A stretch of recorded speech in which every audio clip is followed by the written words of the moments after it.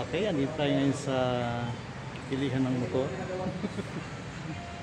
Ayan, so maglalabas po tayo ng motor kung saan ating gagamitin sa ating araw-araw na paglalakbay.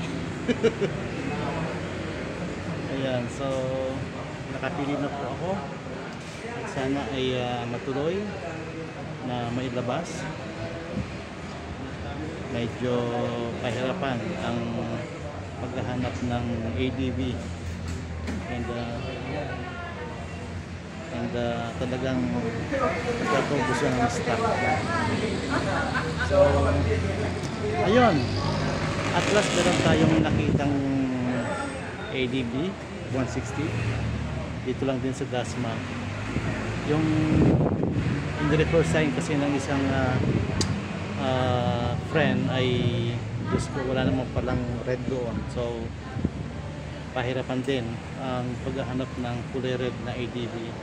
So buti na lang at meron dito sa may sa may area ng kung sasabihin kung saan, basta dito lang din malapit sa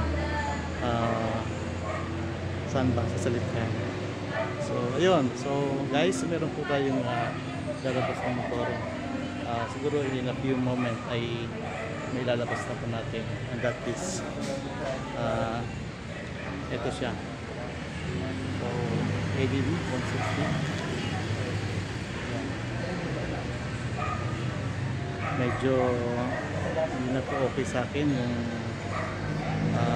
Honda Click 150i or the game changer na tinatawag kanila. So binenta na natin para makabili tayo ng ng bago at gagamitin sa pang araw-araw na tabi ko may paglalakbay. So sige, natin mamaya. Thanks for watching.